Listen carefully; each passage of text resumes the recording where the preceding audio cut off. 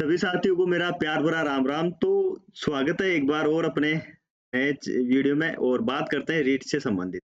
रीट जो है अभी आजकल जो है 2-3 साल में या वैसे अब ज़्यादा चल रहा है, क्योंकि हर भर्ती जो है कोर्ट में जाती है। कोर्ट में जाती है कैसे रीट लगाई जाती है। रीट कौन लगाता है? तो ज़्यादातर जो है स्टूडेंट के द्वारा रीट लगाई जाती है। उनको कुछ गलतियाँ बोर्ड की होती है या एग्ज़ाम फेल होती है, जो भी है संस्था होती है उसके द्वारा। उसकी वजह से जो है उनको लगता है कि कोर्ट में वो जाते हैं और उनकी जो है उनके साथ जो गलत होता है तो कोर्ट उनके साथ न्याय करता है। वो न्याय लेने के लिए कोर्ट में रेट लगाते हैं। आज मैं इसी पे बात कर रहा हूँ कि रेट लगानी चाहिए कि या नहीं लगानी चाहिए। मैंने 5-6 ये पॉइंट लिए हैं, उन पे मैं चर्चा करूँगा एक-एक और बात करते हैं कि जैसे कि फर्स्ट है, रेट लगानी चाहिए कि या नहीं लगानी चाहिए। ये एक तो। दूसरा है रेट लगाने से क्या हो जाएगा? ये सुनते हैं अपन क्या रेट लगाने से कुछ नहीं होगा। उस भर्ती में भी कुछ नहीं हुआ था पहले ये था और वो था और ये, है ना? तीसरा ये है कि रेट लगाने से भर्ती अटक जाएगी। ये भी है कि साहब अगर रेट लग गई तो भर्ती अटक जाएगी, उसका क्या समाधान है? फिर है कि चौथा नंबर ये है कि मैं तो पहली बार रेट लगा रहा हूँ या फिर रेट का नाम सुना है, मेरे भी साथ दिक्कत ये हो गई। मुझे तो कुछ पता ही नहीं है, तो मैं क्या करूँ? उसका भी मैं आज जवाब दूँगा आपको, उसका भी रिप्लाई मिलेगा। वकील का कैसे पता करें कि वकील में दम है या नहीं है? पहले उसको मतलब पता कैसे करें साहब? कि जैसे आप देखते हो सुर्खियों के अंदर रहते हैं साहब, हाइलाइट रहते हैं, लेकिन तब पता चलता है कि साहब ये तो वास्तव में क्या चीज़ है या नहीं है, अपन जैसा सोच रहे थे वैसा तो है ही नहीं। और फिर है एक और है आजकल ये सबसे ज़्यादा है, रेट के नाम से लोग एजेंट बन जाते हैं, उनसे कैसे सावधान रहें कि पता कैसे रहे कि ये एजेंट है या नहीं है? या फिर जो रेट के नाम पे लूट होती है, मस्ती है, उसका कैसे पता करें कि वास्तव में लूटने वाले हैं या सही बंदे हैं या क्या है उसके बारे में? तो शुरुआत करते हैं फर्स्ट क्वेश्चन के बारे में कि फर्स्ट क्वेश्चन ये है अपना कि रेट लगानी चाहिए कि नहीं लगानी। तो रेट तब लगाई जाती है जब किसी के साथ गलत होता है और अपने लिए अगर किसी को लग रहा है कि मेरे साथ साथ गलत हुआ है तो वो अपने लिए खुद के लिए रेट लगाएगा, दूसरे के लिए नहीं लगाएगा।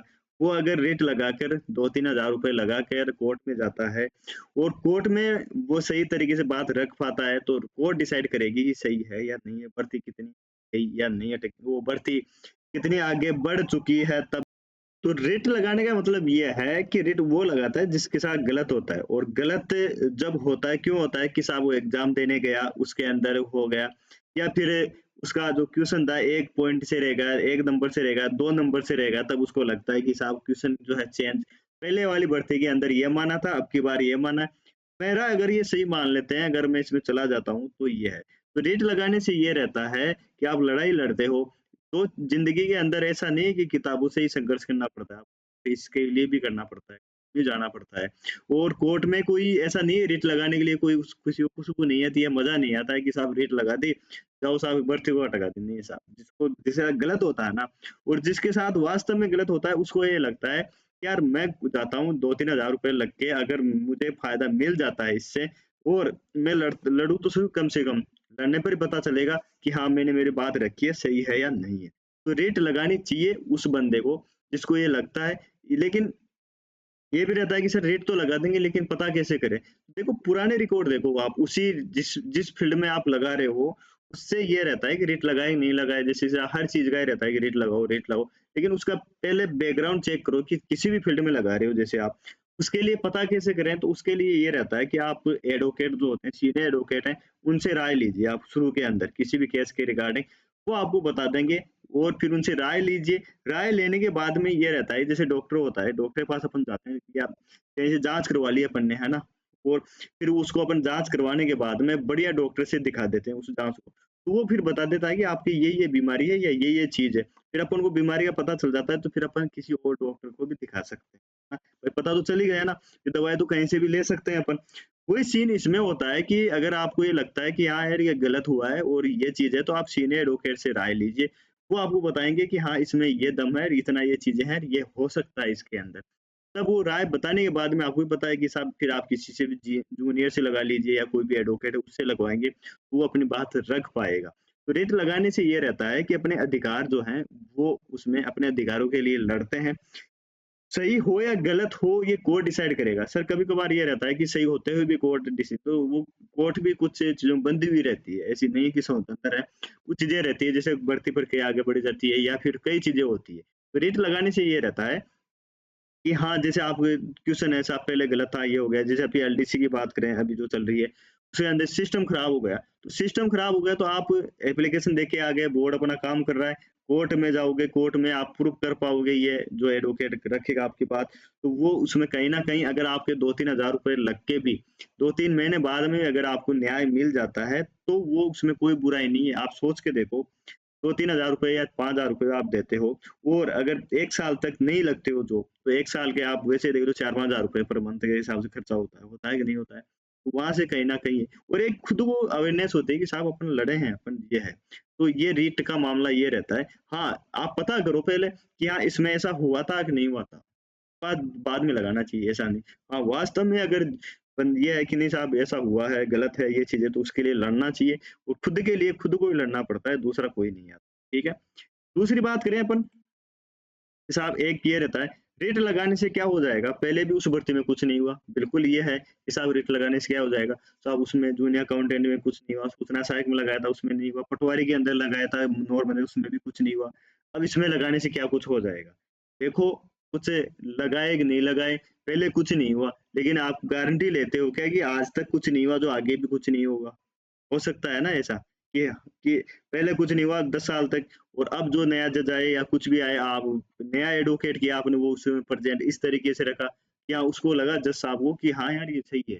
तो ज़रूरी नहीं है कि पहले कुछ नहीं हो, अब आगे डिसीज़न नहीं दे सकते। हो सकता है। हाँ, तो रेट लगाने से ज़रूरी नहीं है कि पहले जो चल रही थी परंपरा वही चली आएगी, ऐसा कुछ भी नहीं है। तो पहले भर्तियों में क्या हुआ था उसका कोई मतलब नहीं है। मतलब ये है कि आप धीरे-धीरे चीज़ें चेंज हो रही है, जज भी नए-नए आते हैं, तो उनको भी लगता है कि अगर वो खुद उसी स्टेज से निकले हुए रहते हैं, तो उनको लगता है कि हाँ, तो ऐसे होता है कि एडवोकेट रखते हैं अपनी बात, तो फिर वो हो सकता है कि नया डिसीज़न दे दे। ऐसा होता भी है, मैं एक एग्ज़ाम्पल देता हूँ आपको, आप मेरे से जुड़े भी हो, आपको पता भी होगा। हाई कोर्ट एलडीसी अंदर जब हम यहाँ लड़ रहे थे, तो 99% जो हैं बढ़िया टीचर्स हैं, बढ़िया विशेषज्ञ हैं, बढ़िया चीज़ें हैं। ये बोला था कि एग्ज़ाम जो हाई कोर्ट है ना, खुद के खिलाफ नहीं जाएगा कभी भी और अगर अधीनस्थ बोर्ड होता उसको ये आप जीत जाते, आरपीएससी होगी तो जीत जाती, लेकिन एग्ज़ाम सेल है ना, जोधपुर एग्ज़ाम सेल है, खुद हाई कोर्ट ही है, वो अपने खिलाफ नहीं जाएगा, कुछ भी कर लेना आप। लेकिन उन्होंने बोला ठीक है, लेकिन हम लड़ाई लड़े और ऐसा फैसला दिया, पहली बार जो है हाई कोर्ट के खिलाफ डिसीजन दिया है, लड़ाई लड़े तब गए ना। ऐसा तो हुआ नहीं है कि नहीं साहब उनकी बात मान ली बैठ गए हम, ऐसा तो था नहीं। लड़ाई लड़े, लड़े इस तरीके से ईमानदारी से लड़े अपन, ऐसा नहीं कि दूसरे के भरोसे पाया गया हुआ है, ऐसा कुछ नहीं था। हम अपनी ईमानदारी से लड़े और पूरी रात दिन एक किया, तब जाके ये डिसीजन आया। हाँ, बात एडवोकेट ने रखी थी, लेकिन एफर्ट हमारे भी उसके अंदर थे। तो ये होता है कि ज़रूरी नहीं कि पहले पर जो चल रहा आ रहा डिसीजन वो ही देगा।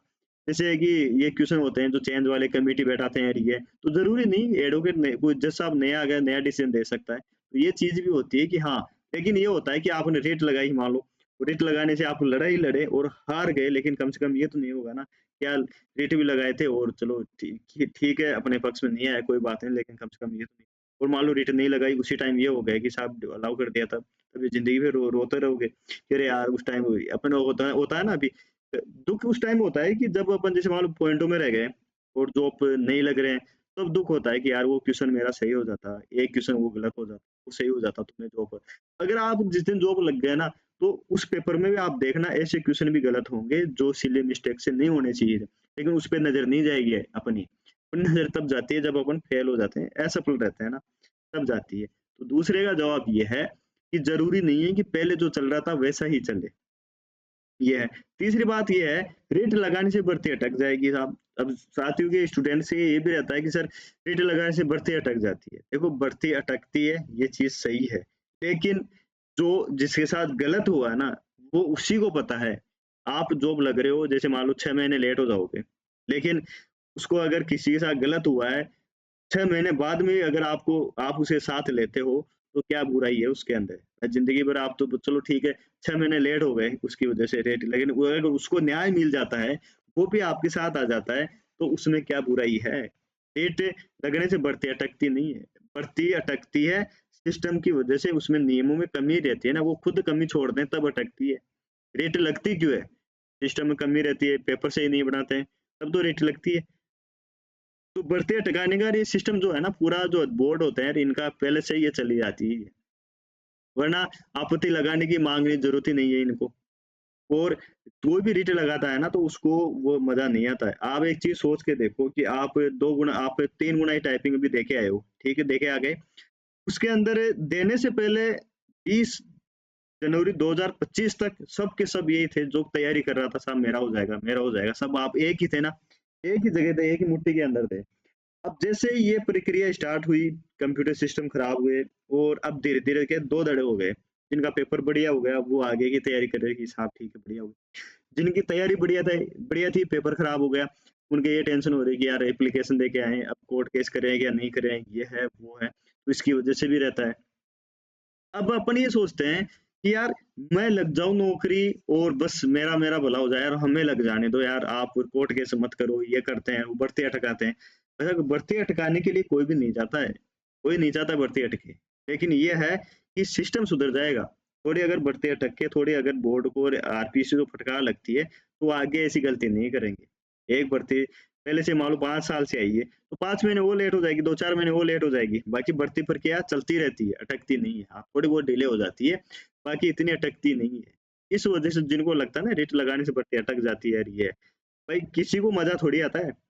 आप ही सोच के देखो, आपके साथ ही थे वो सब, और आपके साथ अब, लेकिन उनके साथ गलत हो गया, अब उनकी थोड़ी गलती थी कि नहीं साहब, वो या उनको मजा आता है रेट लगाने में, नहीं साहब। तो ये चीजें होती है जो सोचने, खुद को, इंसान को खुद को सोचने पे मजबूर करती है। खुद को सोचना चाहिए कि हाँ यार, ये भी अपने साथ थे, आज इनके बुरा, मान लो मैं ये सोच रहा हूँ बढ़ती अटक जाएगी, अगर वही परिस्थिति मेरे साथ हो जाती तब तो आप शुक्र बनाओ कि भगवान ने आपके साथ ऐसा नहीं किया, सिस्टम आपका गलत वो वहां पे हैंग नहीं हुआ, कंप्यूटर सिस्टम खराब हो जाता, तो आप भी जो सोच रहे हो ना बढ़ती अटक जाती, वो आप इधर आ जाते।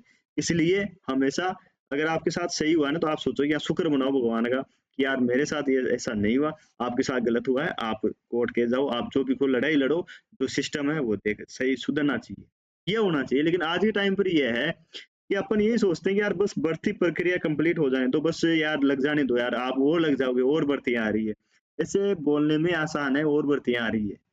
आप 6 महीने या साल भर तक भर्ती आने में, पूरी होने में लगती है, तो 6 साल, 1 साल तक अगर कोई नहीं लगता है, आप उस सिस्टम 1 साल तक रोता रहता है कि यार उसको देख-देख के यार वो 7 और जॉब कर रहे हैं। 1 साल में 4-5 हज़ार रुपए मंथली करते हैं, तो 12 पंजे 60 होते हैं, 60,000 रुपए हो गए। मेंटली प्रेशर होता है जो अलग होता है। तो ये होती है, तो भर्ती कभी नहीं अटकती इससे। जो अपने अधिकारों लिए लड़ते हैं, उनको लड़ना चाहिए। तो बात करें 4th नंबर, एक ये भी होता है कि मैं पहली बार रिट लगा रहा हूँ, मुझे तो कुछ पता ही नहीं है, क्या करूँ मैं? तो जो पहली बार रिट लगा रहे हैं, तो उनको ये मैं सलाह दूँगा कि आप एडवोकेट से डायरेक्ट बात कीजिए। किसी के कहने पर, जैसे कि अपन कि किसी के कहने पर अपन रिट लगा रहे हैं, तो उनसे डायरेक्ट बात कीजिए कि आपने क्या-क्या केस किया है, कौन से जिताए हैं ये, या फिर फ़ोन पे बात होती है तो फ़ोन पे, या फिर आप मिलने आइए पहले। सबसे बड़ा दुःख ये होता है कि मैं तो राजस्थान जयपुर से बाहर हूँ, मैं कैसे आऊँ? अरे तो एग्ज़ाम देने भी तो आते हैं। एक दिन आ जाइए, सर मैं मिलने आ रहा हूँ वहाँ से, क्या-क्या डॉक्यूमेंट्स लेके आने हैं, क्या है? पहले आप बात कीजिए उनसे सामने फेस टू फेस, और फिर वो बताएँगे कि सर रीट क्या होती है, क्या है, आपने क्या-क्या केस किया है, क्या नहीं है वो। सामने आके बात करोगे तो आपके जो जो डर रहता है ना कि मैं कुछ नहीं पता मुझे ये, तो वो बता देंगे साहब ये है। आप ये चीज़ सोच के भी देखो, पता नहीं ऐसे क्यों सोचते हो आप कि मैं तो पहली बार हूँ, मुझे कुछ नहीं पता यार। अरे तो जॉब भी तो पहली बार करोगे आप, नहीं करोगेगा, उसका भी पता करोगे। तो ये भी एक प्रोसेस है। तो हाई कोर्ट आओगे, वकील से मिलोगे, कई चीज़ें सीखने को मिलेगी। तो हमेशा इस चीज़ को आप डरे नहीं, साहब रेट वेट लगाने से क्या होगा, क्या नहीं होगा, ये है। मैं तो पहली बार लगा रहा हूँ, या मैं तो पहली बार लगा रही हूँ, मुझे कुछ पता ही नहीं है सर, पता नहीं क्या होगा ये। ऐसा कुछ भी नहीं है रीट के मामले में। ये है। तो ऐसा जो सोचते हैं कि मुझे कुछ नहीं पता, तो वो पता कर सकते हैं ऐसे कि बात करके क्या होती है, क्या नहीं। फिर या फिर इससे भी ज़्यादा बढ़िया बात है कि यूट्यूब पे डालो आप, जो टॉपिक आपको नहीं आता है ना, उसका यूट्यूब पे डालो और उससे सर्च करो, और फिर उसमें पता करो रीट क्या होती है, कौन से ऐसे केस आए हैं, क्या होता है, क्या है। ऐसे पता कर सकते हो, इसीलिए डरो मत। अपने लीडर खुद बनो आप।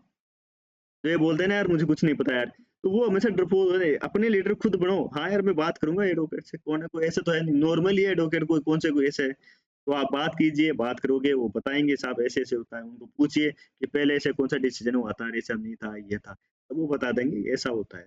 तब ये डर आपका जो है ना, पहली बार मैं रेट लगा रहा हूँ, ये लगा रही हूँ, ये। आगे बात करें 5वें नंबर पे, वकील का कैसे पता है कि साहब दमदार है या नहीं है इसमें? वकील का पता करने के लिए आप सामने मिलोगे ना जाके, तब पता चलेगा।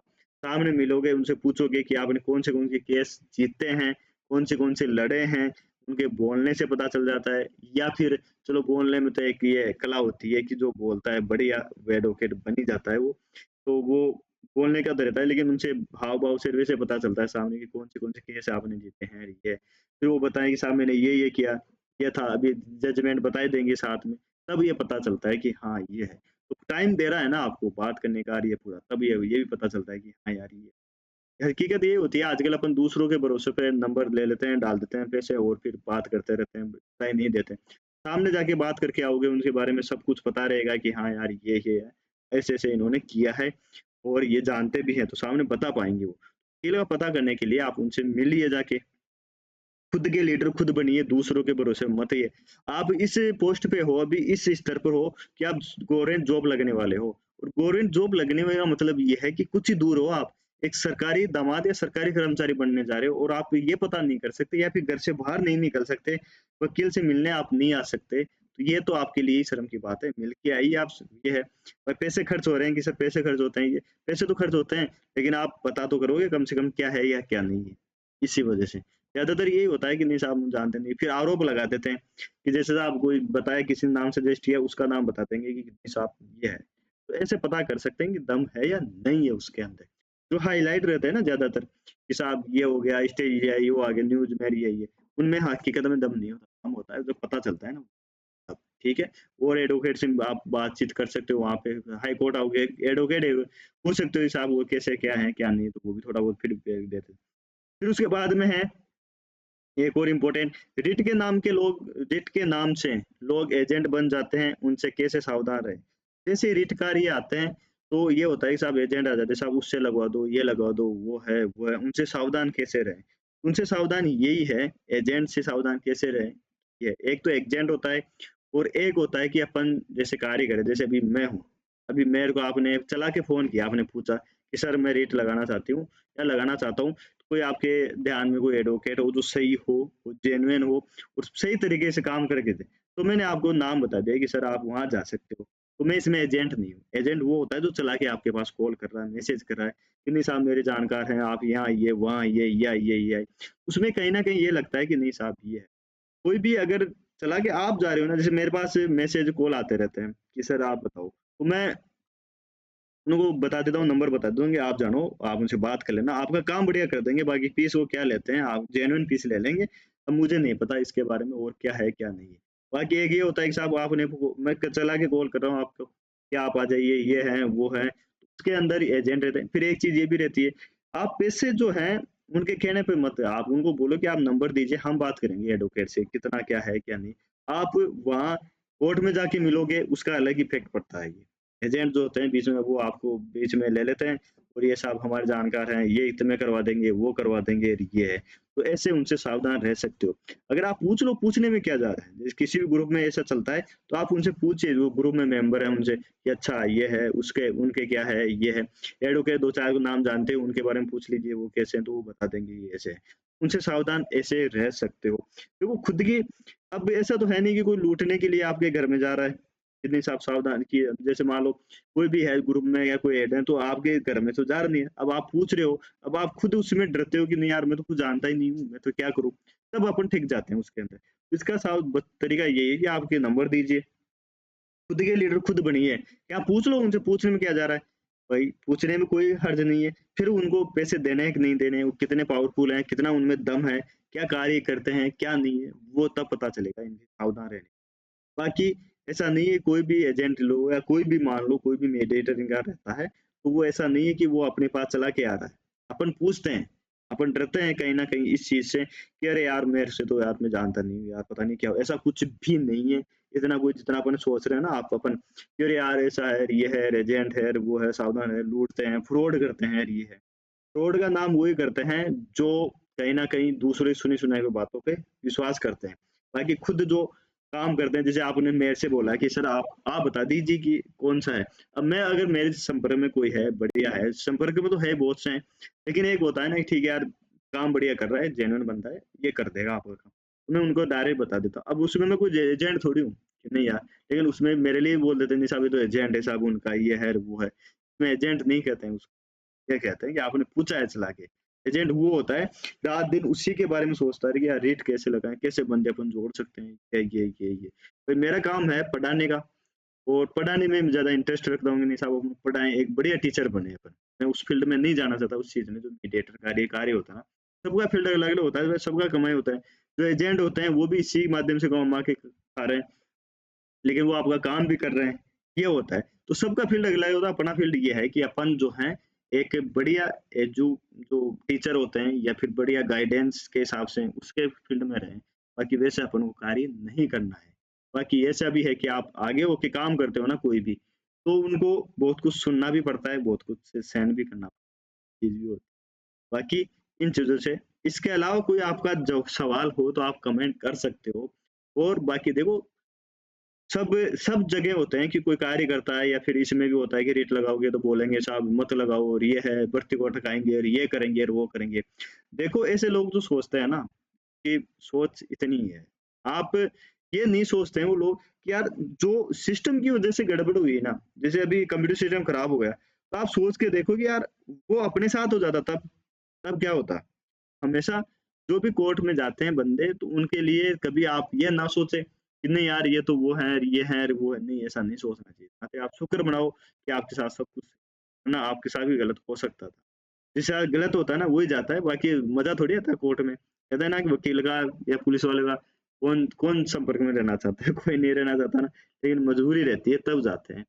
इनके अलावा कोई हो तो आप कमेंट कर सकते हो, कोई भी सवाल हो, बाकी रेट लगानी चाहिए। और कोई हो डाउट कुछ भी तो कमेंट और वीडियो बना देंगे। बाकी मैंने जो है आज एक अलग टॉपिक पे आपकी जो समस्या है मैंने बात की। आज और अभी के लिए इतना ही। Thank you so much. जय हिंद, जय भारत।